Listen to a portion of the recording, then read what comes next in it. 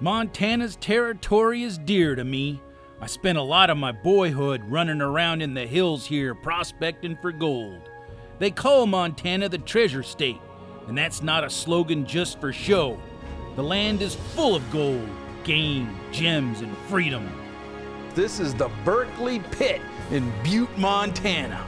In Butte, at that time, everybody was Union. Butte was the Gibraltar of the Union. I'm bringing you in, kid. I ain't gonna get no hanging. I ain't going to jail. Got a lot of treasured memories around these parts, and I'm looking to make some more. Gold fever, it's always there. I packed in my job and I made up my mind to spend my life looking for gold. That old gold bug really bit me good, and I'm doomed, so I've been told. That's not good. I got metal detectors up the old yin-yang, a gold dredge and a four-wheel drive. I'd be better if you shot me, 'cause gold fever's really got me, and I'm hooked as long as I'm alive. Get some gold. Go, go, go, go, go, go, fever, ba, ba, ba, ba, go, This go, episode go, of go, Gold Fever go, is sponsored go, in part by Mine Lab, world's best metal detection technologies, and by Gold Prospectors Association of America. It's not about having the gold, it's about finding the gold.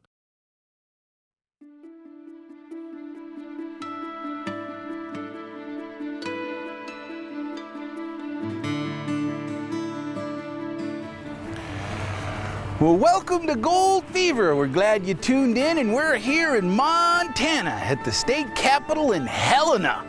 Now, this place, back in 1888, had more millionaires per capita than anywhere in the world. They struck a lot of gold right here underneath my feet. The main drag going through town, Last Chance Gulch, there was over $3.5 billion of gold taken out of there. This place was rich, so nowadays when anybody excavates a basement or they're digging in for new buildings, they're paying for their buildings from the gold they're getting underneath the ground. It's really rich around here. On our way out of town to start digging for our own gold, my son Kael and I decided to stop by one of Montana's famous ghost towns. There's a lot of ghost towns in Montana to choose from. Bannock, Virginia City, Elkhorn, Landusky, and the list goes on.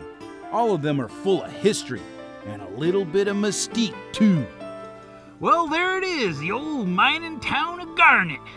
Yeah, it sure does look like a ghost town. Yeah, they got a lot of really cool ghost towns here in Montana. Some real good mining history, and this was a booming town 130 years ago. They were digging gold out here, but it's pretty much devoid of people now. Sure is. And you could walk around down there and really get the feeling of being back in history. Kind of makes you wonder what it would be like to be here back then, huh?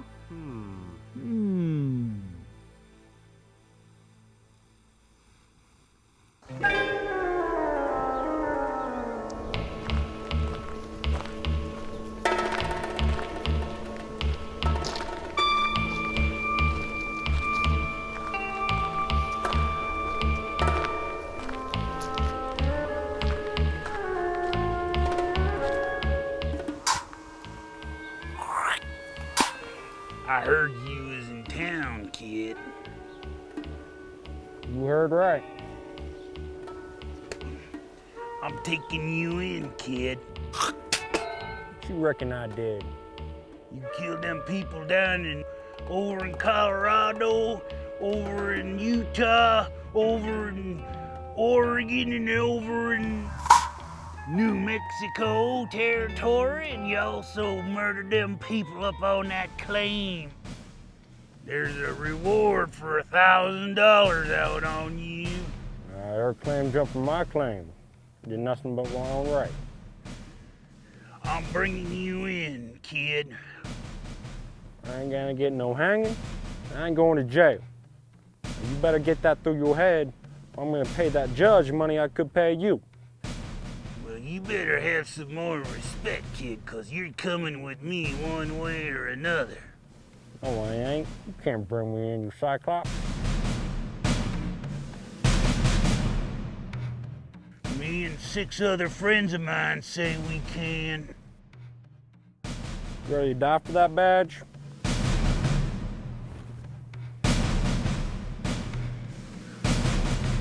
You feeling lucky, kid?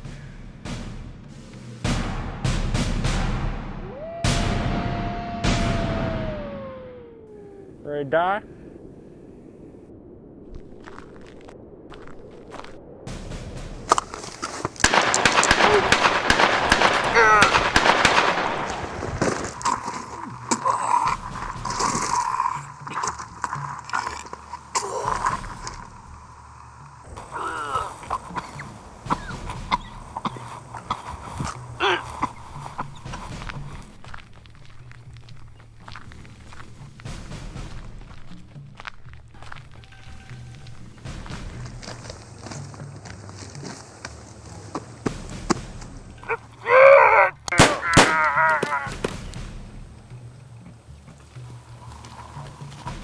You ain't no good.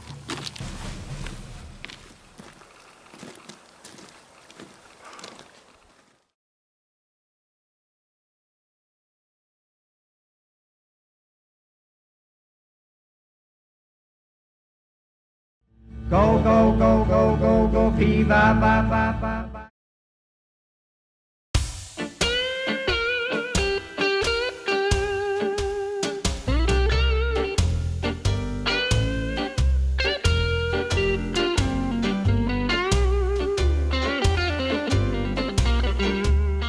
Well, we're here at the Spokane Bar Sapphire Mine, and this is Cass, owner here of the mine. And how long you been out here mining sapphires? Well, I've been out here my entire life, Tom, and you know, it's old family business. Grandfather started it, parents ran it for years, and now I run it myself. And you know, good time here at Spokane Bar Sapphire Mine, mining sapphires and gold. And you get visitors that can come out here and do the digging and find sapphires. Have you had any really good finds here lately? We've had some excellent finds. We get people from all over the world come out here to mine sapphires. And some of the sapphires that are being found are worth, you know, values in the 10,000s. All right, well, we're gonna go dig some sapphires. Yeah, let's go do some digging. All right, let's go. Being outside without a roof over your head or walls to hem you in, underneath Montana's big sky, on the search for gold and sapphires. It doesn't get much better than this.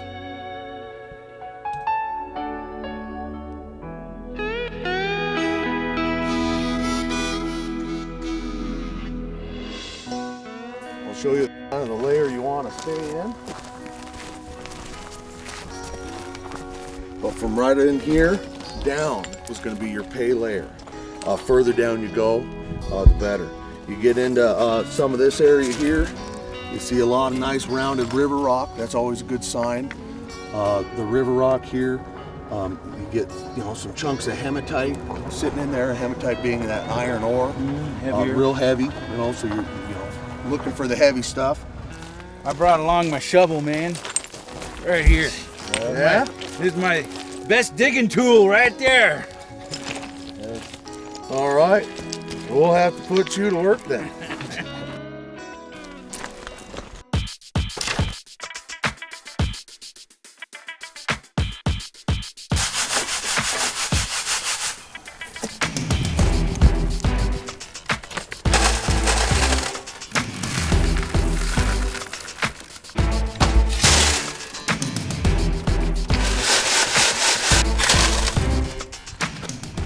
What's the biggest sapphire you've seen that's come out?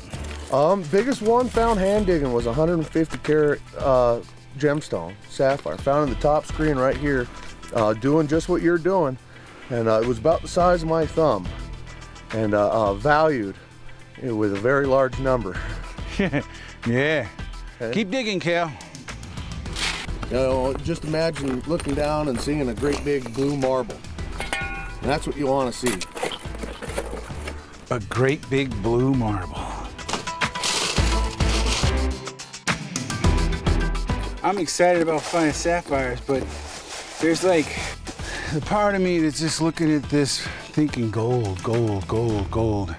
And that's the part of me that's gold fever, it's always there. So Sapphires, I'm happy to have them, but I'm always thinking gold. Can't get it out of my head.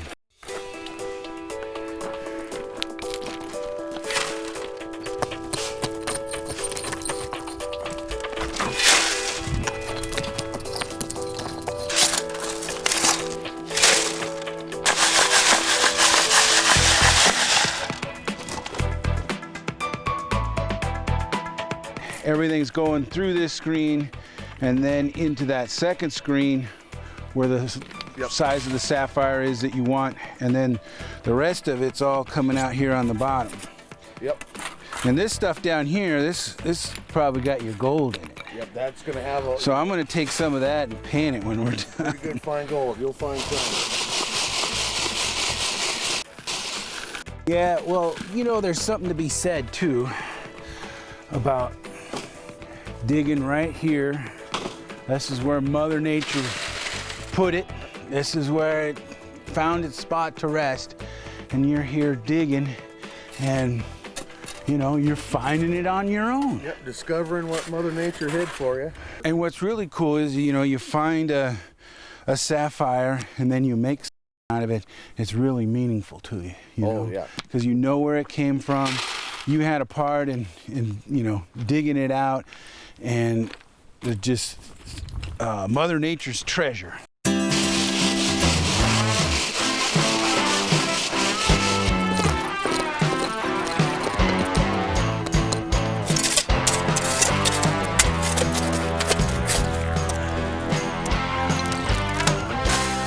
You got a sweat worked up there, man. Yeah.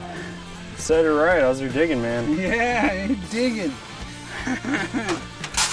Well, your grandpa, he made me do a lot of digging, and now I can't get back at him, but I can get back at you. So I'm getting back at him. I'm gonna get back at my kid too. And the cycle continues. Well, we'll take this one bucket. I'm gonna use this other bucket though, get some of these screenings down here. That's the trick when it comes to specific gravity, is screening it down. Makes it easier for the heavies to displace the lighter stuff.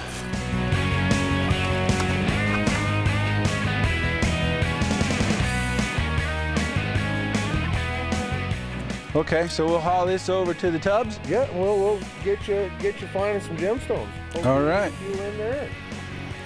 Okie dokie.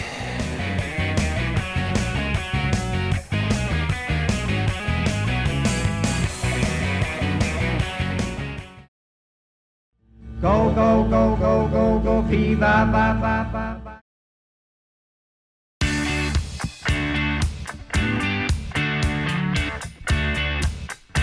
You want to keep your shaker screen level in the water and in the water at all times.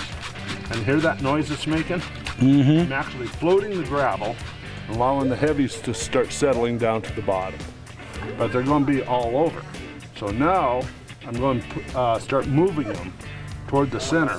And to do that, it's like a teeter-totter motion. One side goes up, one side goes down. See this windrow? When you see a windrow like this, you're doing it right. What's occurring now, I'm forcing the heavies that are on the bottom to start migrating toward the center. And each time I flatten it out, the lighter rock, your shales and so forth, will go out to the outer sides. So you're trying to create a focal point right down That's right. in this area right Yeah, there, so right you, here. you can limit the area that The you gotta search look. area, yes. Okay, and then you bring it over to your table. So you place your sponge, your board, and usually I tell people to take this side and rotate it toward you because your wrists work that way. So you press and you rotate it and you remove. Now if you find a gold nugget, it'll definitely be right there, dead center, because of the Pacific gravity. Okay, you want to give it a try? Yep. And we'll see how you do. You too, Kael. Now remember, just that one big sapphire worth more than an ounce of gold. Yeah. Oh, perfect. Yep. Well, you're a natural. A lot of people can't do that. Didn't water have ice on it this morning? Yes, it did. I thought so. Not quite level enough, huh? Yeah, no, it was pretty good. Okay.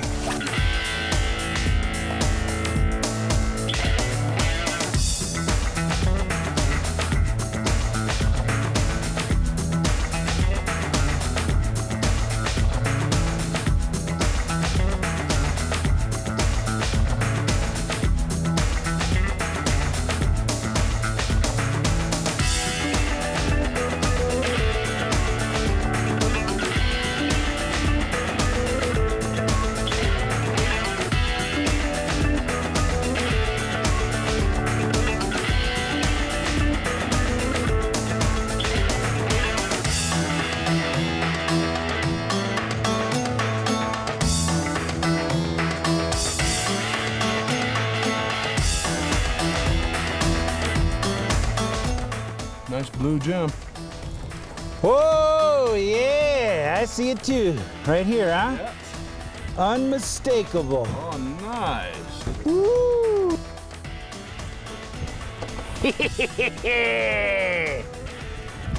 That's pretty good size too, huh? That's about a 6 carat, I would say. Yeah, I was, kind of wondering, am I seeing one? Am I not seeing one? But once you see one, unmistakable. Unmistakable. These were formed many years ago. Yep. Like inside pockets. Yeah, inside of volcanic dikes. Yeah, and they grew inside there. Yep. The general chemical makeup of a sapphire is it's aluminum oxide, Al2O3. And so, when it solidifies in the dike and it has the proper minerals to start forming that aluminum oxide crystal, it'll start forming that sapphire, and that crystal will grow. Now, it has that 6-sided crystal, which you can easily distinguish on that. It's a 6-sided barrel. A little broken on that side there, but has 6 sides, and that's its original crystal structure. Mm-hmm. Now, what give it their different colors, and we do find all the different colors here, are actually different trace elements that are infused into that. As it's growing, it pulls that out of the rock. Yeah, and so like a blue has iron and titanium in it, is what would turn it blue. A red sapphire or a ruby has chromium in it, and that's what turns it red.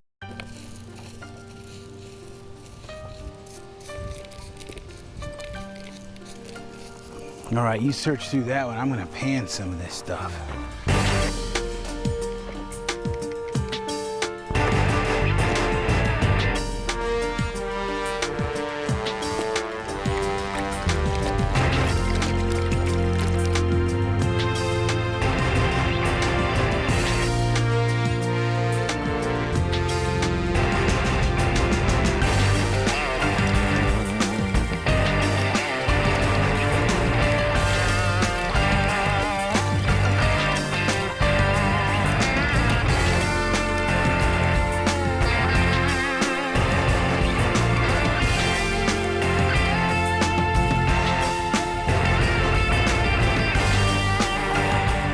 Look at the gold, look at the flower gold.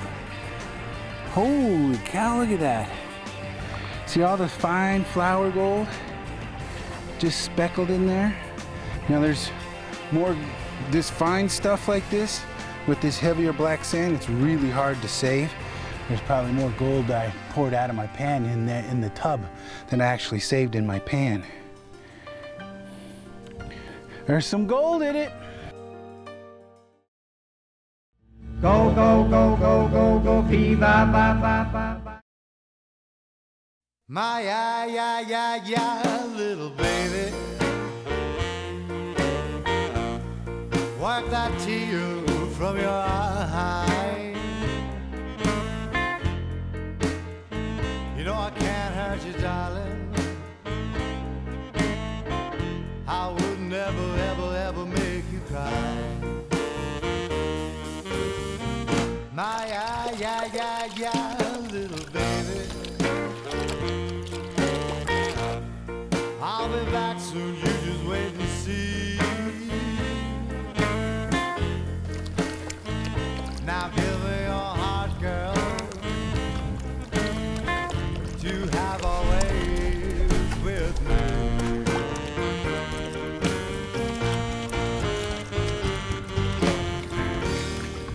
Yellow gold. That'll be good, laddybuck. Gold and sapphires. What I've got to do.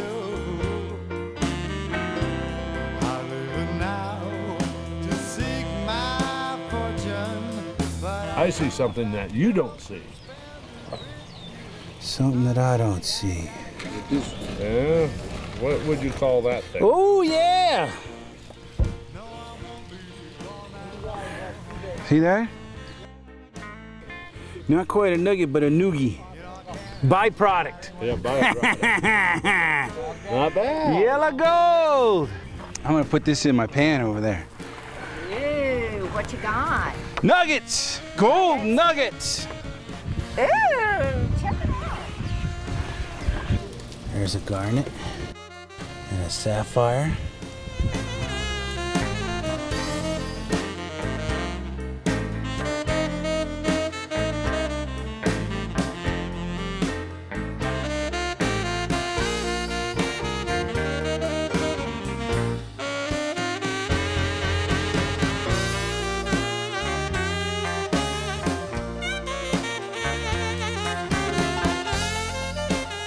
Big one! Big one! Big one! Another nice one. Yeah, that one's pretty too. Well, this is a whole lot more than I was expecting. This is a lot of fun out here, and I kind of envy you guys being out here, you know, getting to meet a lot of different people and seeing the expression on people's faces when they find this stuff is just a real joy. It is something else. Man, look at that stuff, Sparkle. We got some gold, we got some sapphires, we got some garnets, we got treasure in the treasure state. You know, I say a combined value of nearly $1,000 wouldn't be too far off. Woo-hoo, yeah! Good day. Yeah, that is a good day. This has been really enjoyable. I've had a lot of fun out here. How about you, Kael? Yeah, man, it's sure been great. Time's been going by pretty fast. Yeah, it was easier to find than I thought it would be. You know, and it makes sense because you guys are out here, you know, and you're digging it. You're getting it up from Mother Earth, and then you're passing it on to somebody who's sorting it, and then somebody who's fastening it, and then somebody who's putting it into jewelry. You know, it's all kind of along the stage of things. Yep. You know, and it's just absolutely beautiful, Mother Earth's treasure, and I can't think of a better way to come out here and spend a day out here digging for sapphires. Well, we appreciate you coming out. You know, and it all starts here. Yeah, it sure has been a great time. Well, come and visit us once again. We'll always be here. All right. Well, thanks a lot. Thank you, Tom. Thank you. You too. Thanks for the digging, kid. Go, go, go, go, go, go, fever, ba, ba, ba, ba.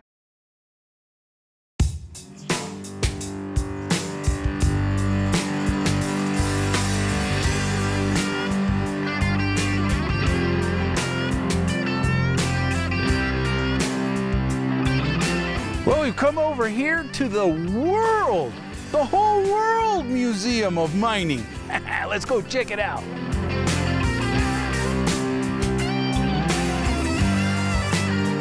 $72 billion in copper, $21 billion in silver, and $5 billion in gold. All that from just one mining town, Butte, Montana. This place is big. They got a lot of displays here, a lot of stuff to see, old mining history, just history in general. It's really cool to see all the old buildings and neat displays that they've got here.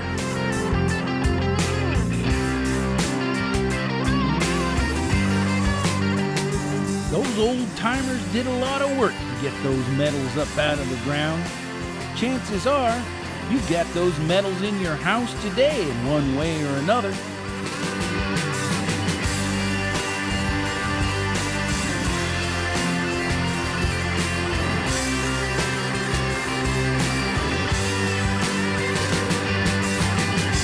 They've got a really cool doll display here too. Live long and prosper. I can do it.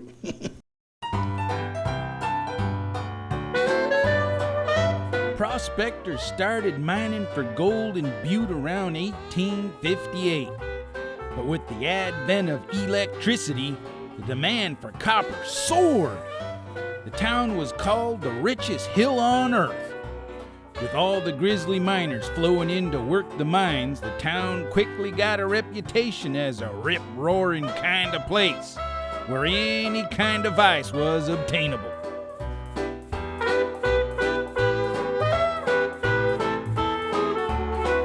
One of my favorite displays here is all the old mine carts, seeing them all together, and this big old head frame, because the head frame leads underground, and that's where we're going next.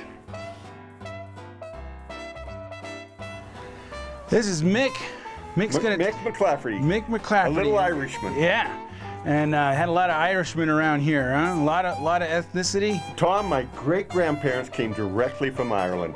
They landed in the boat during the Irish potato famine in 1852 in Philadelphia Harbor. They settled in Pennsylvania, and if you know anything about Pennsylvania, they have a lot of coal mines.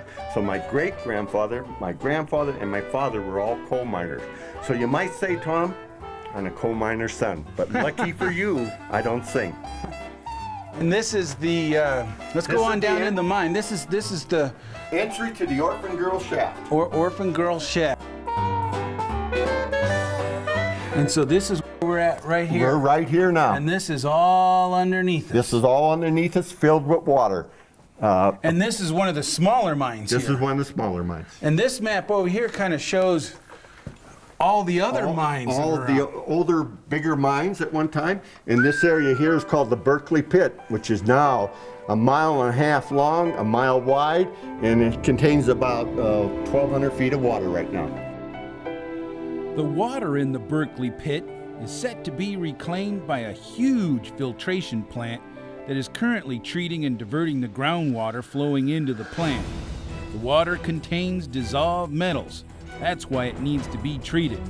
There is a nice viewing platform to see this large man-made landscape.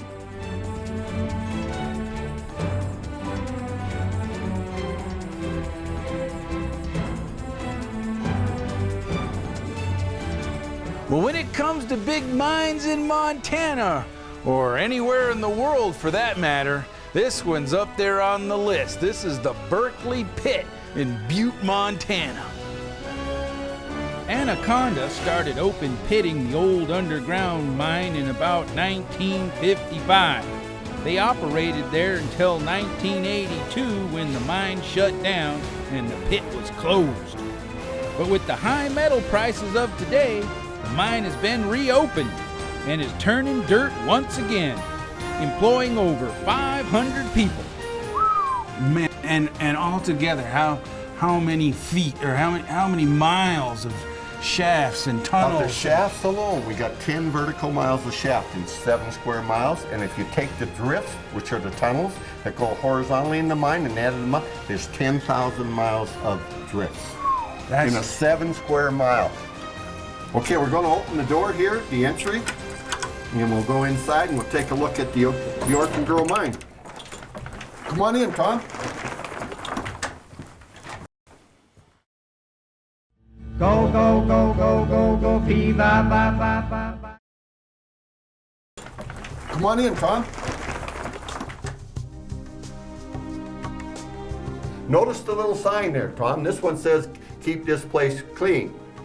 All through the mine, there were different signs, different pictures. They were cartoons. The reason for the cartoon, one, they would be written in English, but the cartoon itself could also be understood by looking at it. Because at one time, we had over 30 foreign languages spoken in Butte. So imagine trying to make 30 different sets of signs all the time. So a picture in this case might be worth thousands of words, so to speak. This car weighs 700 pounds. A miner would have to push this car. So there would be a miner. His job was to push this to the working men that were breaking the rock. They would then load the rock, and then this thing would weigh 1,500 to 2,000 pounds. And that miner would have to physically push this through the drift. So the owners of the mine said, can't you physically push 2 cars? Well, it was impossible for a man. So they wanted to figure out how to get more out of that. So they figured out what might pull more than 1 car, 1 man. And it was called, the mine started to have the mules of Butte. We started lowering mules underground. A mule, once they got lowered down here, was here for life. A mule might last 5 to 8 years, average mule. And we found out we could hook 6 ore cars. They would push or pull 6 ore cars.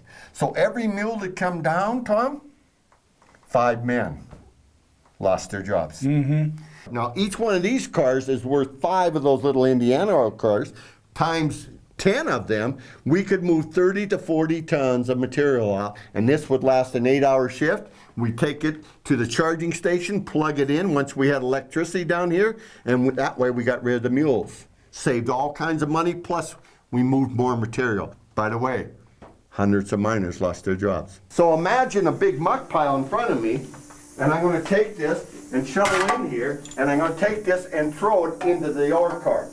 Okay? Now that would take several miners, several hours to do that. So somebody said, let's develop a machine that will mimic that motion. And we can get away from physically shoveling, and we'll have a machine that will do it for us. So this kind of motion, think about that, throwing that ore over.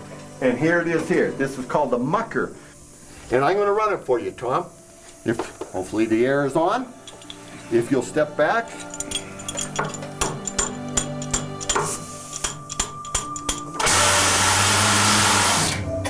See how that bucket comes up? Now, you got to be careful with it. See how it bounces? Like you could bounce it off the track and tip it right over on.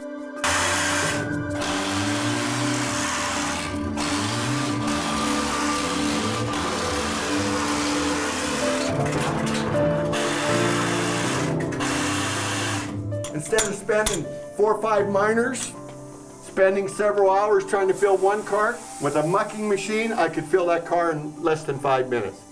Innovation. Innovation.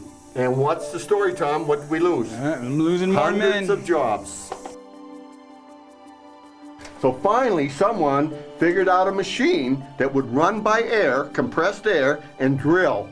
And so this first device here, it's awkward, it's big, it's clumsy, but it would drill using compressed air. 100 times faster than hand stealing. This was called a drifter or a slugger, and it was meant to drill horizontally. So as we're walking down this drift, that's how you would drill the ground out and blast. This is the device that would do it. And by the way, Tom, you know what happened once we got these drilling machines? Hundreds of miners lost their job. Because this could do what 10 men could do in a week, this could do it in an hour. Both of these had another nickname. The wiggly tail, the drifter or slugger, were called the Widowmakers of Butte. But they both had a common problem. They drilled dry. By dry, no water. So this rock here, Butte Monzonite quartz, basically it means decomposed granite. What that means is there's silica in it. And when you pound ground, you get a lot of dust particles. Those small dust particles of silica would float in the air. The miners would breathe it in and go down the trachea to the bronchi to the bronchioles. They would hit the little air sacs called the alveoli. And when that dust coated them, you couldn't diffuse carbon dioxide and oxygen out. In other words, the miners couldn't breathe as well. 4 or 5 years of this kind of stuff, the miners would die. We called it silicosis, the con, the black lung. So now I'm going to show you the advancement, the next step. And it's right over here, Tom. Now we got a water hose. So now, as this machine drills, it doesn't drill dry. We're not getting that dust anymore. We're spitting water at it. So silicosis, we reduced it by 98%, Tom. Just by adding an air hose on it with the water hose. Okay, let's head down the drift, Tom. More stories, Tom. Go, go, go, go, go, go, fee, ba, ba, ba, ba, ba. We would open these up and we'd fill this up with 7 men. whether they're 7 short, small guys like me or 7 big guys. The rule was 7 men to a cage. The station tender then would close the door, and many times I saw this, they'd take their foot and force the door shut because the men were so large, latch the cage, take the safety latch, and then have the men lowered down. These 2 skips only had 1 cage because they were going to haul ore, but the chippy hauled men and material in the mine, so we could increase our productivity 4 times by having 4 cages on there. And to accomplish all that up and down, the station tender would take this bell and he could signal with the bells a Morse code of the mine, so to speak. We had our own system. And I could tell the hoisting engineer in the hoist house to do exactly what I wanted them. Because in that day, we didn't have phones, we didn't have cell phones, we had to communicate by a series of bells and flashing lights. So if I wanted to lower this cage down, I could simply go down 2. That would flash a light in there, it would go off twice, and it would also hear the horn. 1 is stop. Notice you heard and you saw the flash. The hoist engineer would hear and see the same thing. There's 3 more decks of men up there.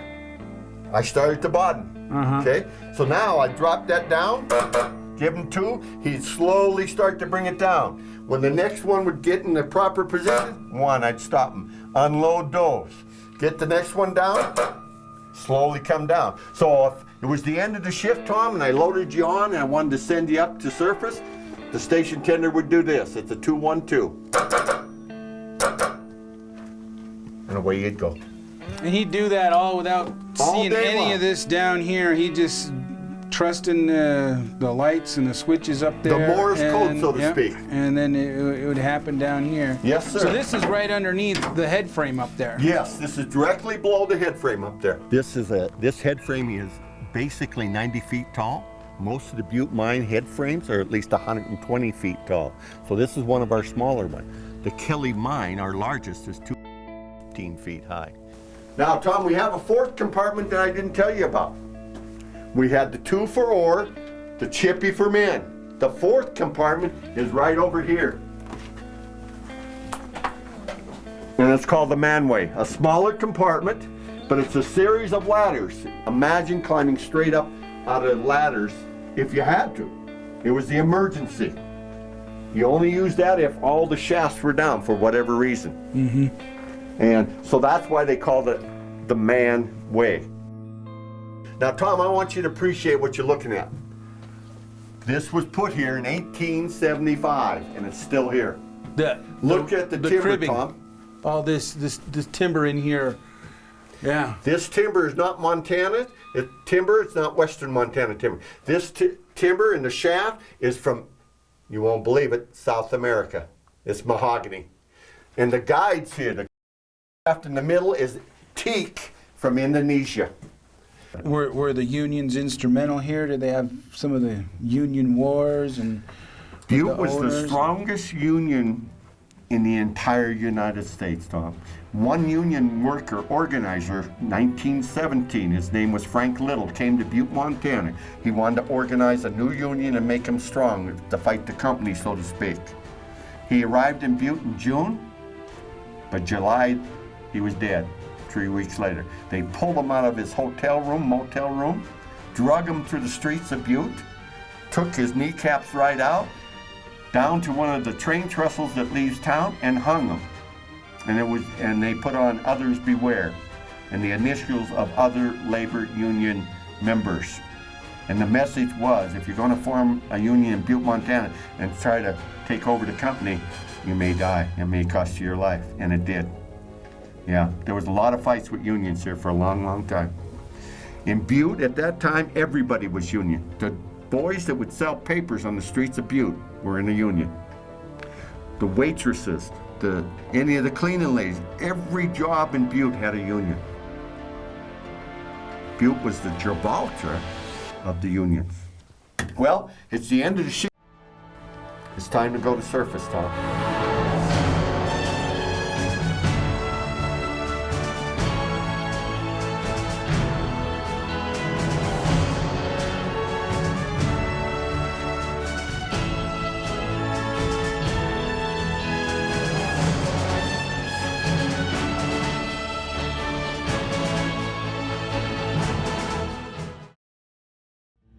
go, go, go, go, go, fever, ba, ba, ba, ba.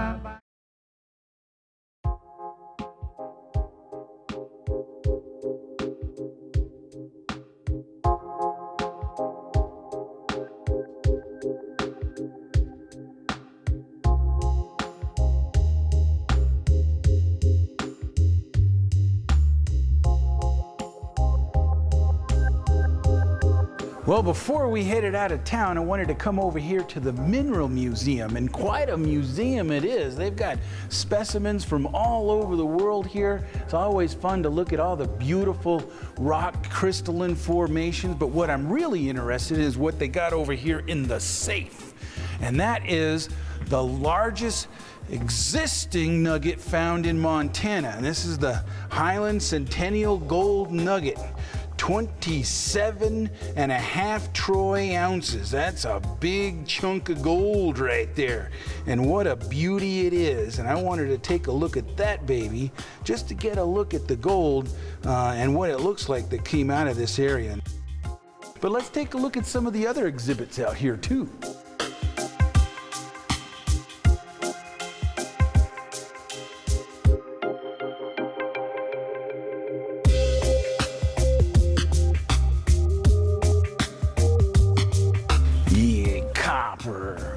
Quartz, wolfenite, all kinds of crystal specimens of all sorts, gemstones.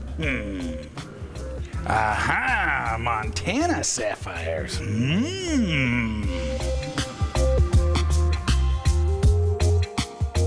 You got meteorites, you got agates, you got all kinds of different specimens and gemstones. Ooh, look at the pretty sapphires and jewelry.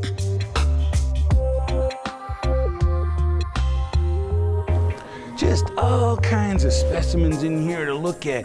Kind of makes you want to go and dig some, huh?